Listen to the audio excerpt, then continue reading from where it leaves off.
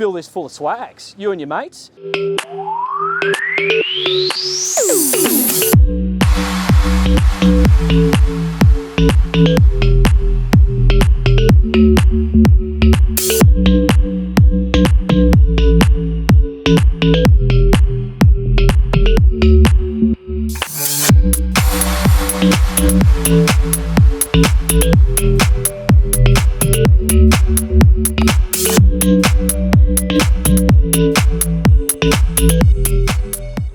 So I'm not really a fishing kind of guy. I'm the sort of guy who orders fish. I don't catch them. So you're not going to see too many fishing focused boats on this channel, but I'm going to make an exception because I've found something amazing. And I don't believe it's completely fishing focused, which is why I want to bring it to you guys. This is the Aquila Molokai, named after some island in Hawaii, but that's another story. This boat is amazing. I've just been out in the ocean and I've just been going upwind, downwind, crosswind, some swell, and then on the flat water. This thing's got capability to spare. It's clearly been designed for your active Americans, but that fits really, really well with a lot of the lifestyle that I can see we already do down here in Australia.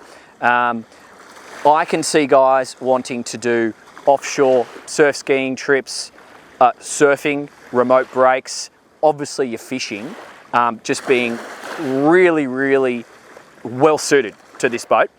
And I can also see people who are just time poor and live up here on the Gold Coast or live anywhere moderately warm. So let's face it, Sydney and north, and they just want to party because this boat can do just that.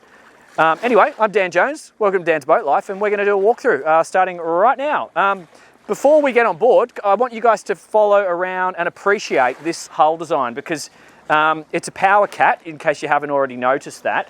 But the hull design is cool. So pop down here, and I want to make sure you guys can see all of this. I've just experienced it. If you're not familiar with power cats, you got to be aware of the bridge deck clearance.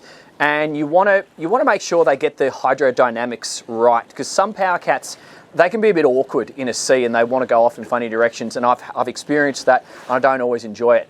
I didn't get that on this boat. This thing felt rock solid. It felt like I was cruising on a cushion of air, and I'm going to put that down to the design because we've got quite a lot of clearance through the tunnels here, so I really could glide over a lot of that chop. And if you see the distance just from the waterline to the bow just up here, it's quite great. And then if you look at these hulls, see the design here, and also overall how skinny the thing is. She just wants to cut up the chop. So what that translated to, just cruising along, is the best fuel consumption I've experienced on a boat over 3 tons of 30 feet ever. Like, admittedly, most of the boats that I test are mono-hull, so that's not fair to say that. But, you know, our first run for an hour, running around inshore, offshore, going fast, going slow, you know, in the waves, we burnt 20 litres. Like, that's pretty good. You know, with 570 odd capacity, you got some range on this thing. So that's why I'm excited about this boat. It's not just about fishing. I'm not just about fishing, and I suspect you guys are the same. This has got all sorts of options. So let's do a bit of a walkthrough. This is obviously the walkthrough. There is a test drive video. I've filmed that separately.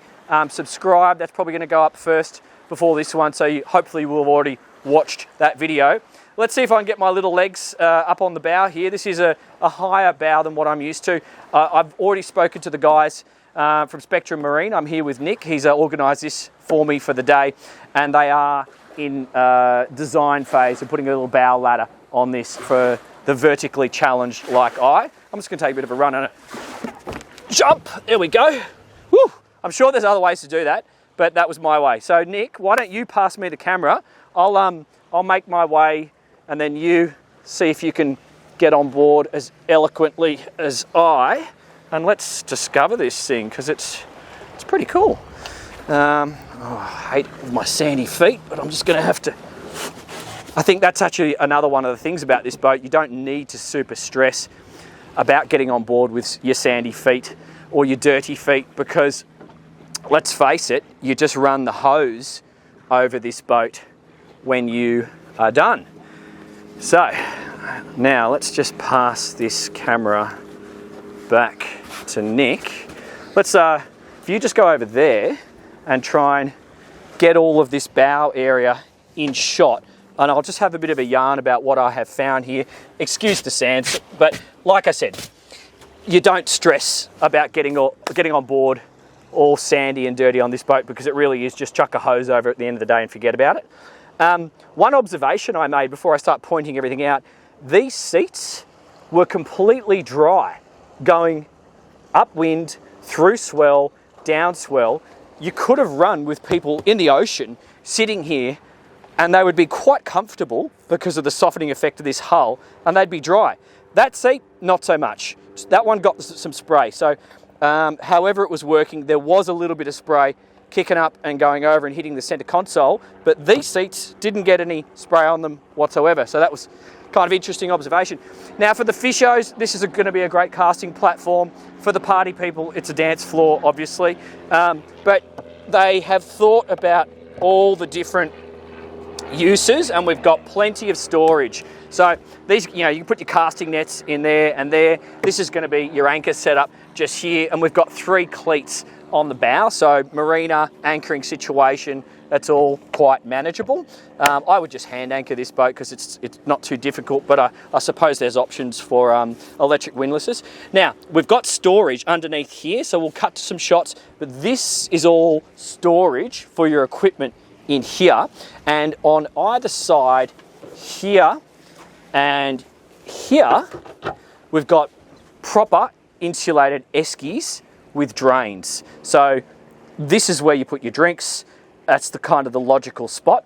And the lid, or the esky lid, is hinged with a nice stainless hinge like so. So hey presto. There is covers that go over this whole bow area when you pack up at the end of the day, and these backrests can remove. But in terms of the comfort factor, nice, thick, comfortable foam. It sort of makes sense to lean back on it like here, so you could really enjoy yourself for a day out in the sun. I might even use that little spot there to erect one of my fancy umbrellas. I feel like that'd be kind of cool if you went for a little black and white striped fancy umbrella, just for something different. Anyway, you do you. See how the backrests are here. So this would be a good spot for running at speed too. I reckon I'd probably want a little throw cushion if I was doing that for a long amount of time, but that's good and doable. So there is a lunch table which will slot into spot here. It's just a fiberglass GRP with an alloy leg, and we'll cut to a shot of that. And here's our forward-facing seats. Inshore, I would definitely run on this seat. Offshore, maybe not, because as I said, there was a little bit of spray out in the ocean. Drink holders here and here, one on either side. Some speakers on port on starboard, and then you've got more speakers in the center console. So why don't we go and have a look at that center console? I'm going to start making my way to the middle of the boat. You guys go back a little bit, and then you can see what I'm seeing. Forward-facing spots, horn, wiper, and glass. This center console is solid as, and we'll talk about that. As I make my way into the center of the boat, we'll go back around and talk about some of the underdeck hatches in a second. Obviously, this is the control station, and what a pleasurable place to be. I found sitting on this high seat, steering with your foot at 20 knots in the ocean, to be really fun. You could just eat up some miles, 20, 25 knots, burning bugger all fuel, just enjoying the day in the shade, out of the wind, chit-chatting with your mate, and you could do some things. You could go some places. So I feel like that's what they have in mind for this boat. But let's just talk about what we see here. I've got some toughened glass here, here, and here. I got my windscreen wiper on port. I've got a compass, and then a nice Aquila branded soft sort of fake teak rubber flooring just there, but that makes sense because you put a few things and they won't roll around up there. I got this beautiful big dash. This is like a glass. That looks like toughened glass as well with the Aquila logo. And this is quite clearly set up so you can option it for however you choose. But we currently have the Raymarine display here. We've got a Fusion stereo just here. That's my Mercury diagnostics. I had fuel flow. I had all my engine diagnostics, which can also translate onto the screen just here. Oh, look at that. This must be Molokai. It's like New Zealand on the other way around, maybe. Anyway, I haven't been to America, so I'm just imagining. Bilge port, bilge starboard, catamaran, that makes sense. Horn, overhead lights, flood forward, flood aft. Those were both LED. Spotlight, underwater lights, courtesy lights, strip lights, live well lights, live well. There's a lot of lights on this boat, a lot of lights. Freshwater, washdown, starboard fish box, port fish box, and accessory. So you are not wanting for lights and accessories on this boat. 2 drink holders just here. Phone storage and charging just here. You got your windscreen wiper and your anchor operation, anchor light, I should say, just here. And my digital throttle, Mercury throttle, which we've all seen and enjoy. This is a good expensive stainless wheel. This is what you see on a lot of your American boats. It is adjustable, and I did find myself enjoyably using this little steering knob because you do sort of sit back and just with your hand or your foot. It's quite forgiving and comfortable to drive the boat from that position. Key start just here. Now, can you guys see this? We've got 2 footrests. So when you're seated, I'm just going to sit on this one. You might use that footrest. With my little legs, I'm sort of outstretched a little bit to use that one. If I was sitting up like that, my little legs only, they don't touch. But I feel really secure. I've got the armrest. This is a really high quality seat. Married with the smoothness and the softness of the ride, you ain't going anywhere on this boat. You do really feel quite locked in because the upholstery through the middle, it raises, so it kind of locks you in to this seated position. You could probably put a small child in the middle here if you're that way inclined. Standing up, so much space. My arms, I'm 5'7", I can't touch the roof. So this is going to be good for tall guys. My sight line at 5'7" goes about here. So I can see over the bow, but I actually need to raise my height to see the bow. So there's no hindrance to seeing other boats and objects underway from a standing position. But if I wanted to see my bow, I would actually need to use this little drop down. That gets me up about 4 inches. Now I can see my bow. So what that tells me, really big guys are going to be comfortable on this boat. So you could be, 6'5" and still have plenty of space to operate and not be banging your head, which on some boats that's going to be an issue. So we've got grab hold here. Didn't use them. This thing is just so smooth. You're not feeling like you need to move around and hold on all the time. Obviously that's a wise thing to do being boats, but it's not a boat that throws you off your feet. Your house and engine start batteries are just here. So very simple. Power on, engines down, fire up, ready to rock and roll. Now I'm going to start making my way back, and you guys maybe sort of pan around and look back at me here. So can you see me here? And then I think you'll need to go there and have a look back at me in a second. Before we get there, there are so many rod holders on this boat. I'm counting 1, 2, 3, 4, 5, 6, 7, 8, 9, 10, 11, 12, 13, 14, 15, 16, 17, 18, 19, 20, 21 so far. There might be more. So yes, it has the fishing routes. There is a panel on starboard just here, which is where an optional fridge would go. So currently this boat's not set up with an electric fridge. It's got the eskies, as we just discussed. So we've got some little knick-knack storage areas just here. Got a drink bottle in that one. 1, 2, 3, 4 drink holders, some more grab handles just here, and I mentioned the stainless rod holders up top. We do have some speakers down up on the T-top, and it is an awesome, solid T-top, this one. There is some down lights and there's the aft lights, which I discussed, but one thing I didn't point out, I would absolutely put roof racks on this boat for basically hooking up all your toys. I think that's something that many people are going to enjoy or envisage themselves doing with a boat like that.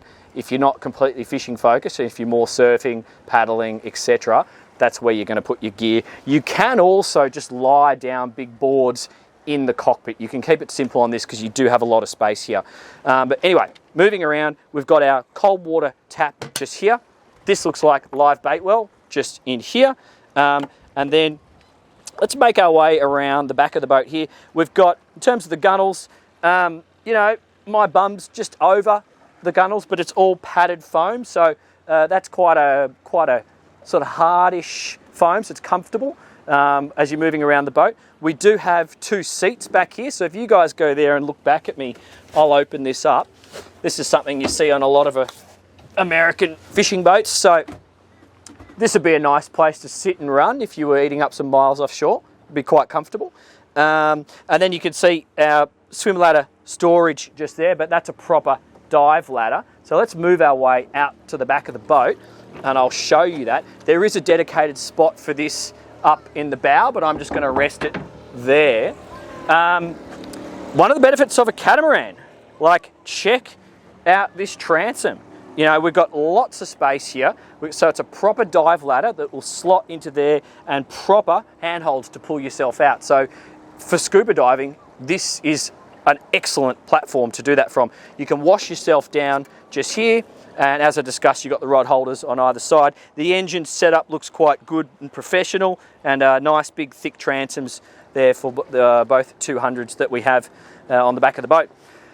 So I think you guys need to come back here and then look forward, and I'm going to walk my way up the port side of the boat because there is lots of access that you guys are going to want to understand and have a look at. So just starting at the back of the port hull, this one here, they're super deep, like it's going down a metre or more to the keel. So this is your bilge, steering and other accessories just down on either hull. So it's more of a systems area, and also checking if you're taking on any water.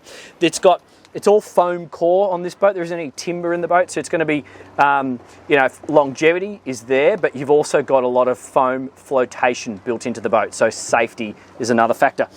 Now, these, I just blow you away. Sorry, the next ones. These are the fuel tanks. So 2 fuel tanks and total of about 570 odd litres, and just amazing fuel consumption with this hull. So this is what I was excited about before. These 2 lockers are huge. I'm just for perspective. Yeah, like you could take stowaways. So what that says to me, you know, I got clients who literally go camping up the Murray River on their boats. You could fill this full of swags, you and your mates. You know, there's so many adventures that you could do. Run up the river, cruise all around the top end if you want. You could take spare fuel, you've got range, you've got capability, and you could take extra fuel, you could load up your swags and your other gear in this thing. You could do like full-on offshore bloody Northern Territory exploration just on this boat alone, or it could support your big boat. And it would be a great boat in a supporting function if you're going really remote, because you're not having to go and get fuel all the time. So come forward, because there's more. So not only do we have greater volume in these ones just here, you've got full length rod holder storage below deck. So you can get them down here, it goes all the way up into the bow, and you've got a similar amount of volume in this hatch down here. So it's just, the options are many, which is what I like about this. You look at the boat, and until you start to open everything up, you don't appreciate the amount of capability that it has built into it. We've got more rod and boat hook storage just built in here, and then same again on the other side. Okay, so in case you thought I'd forgot the toilet, well, I had. It's back here and it's quite comfortable. I should know because I've spent an hour sitting in there flying the drone. So huge big gas strut opening door, and then you've got a chemical toilet, storage for the table, and like quite a lot of volume to sit up in there and do your business with some fresh air coming in. And let's face it, a great storage spot as well. So I can see some big grey clouds coming, so I think it's about time to wrap up that walkthrough. Anyway, the Molokai. What do I reckon? What's my wrap up? This thing's amazing. Like, this thing is for the adventurers. This thing is for the active boatmen. I say boatmen, I'd hope women would be interested in this. And I think I'd love to see women being interested in this. And they're going to enjoy this boat from a social perspective for sure. And from a comfort perspective, probably even more so. But yeah, if you've got fishing, scuba diving, exploration, surfing, surf skis, or a myriad of other activities that I can't think of right now, if you've got that in mind, extremely long range, or if you're just like one of those environmentally minded people and you're worried about your fuel consumption, it's going to tick all those boxes. So yeah, it's a boat for many people. My name's Dan Jones. It's been Dan's Boat Life. See you on the next one.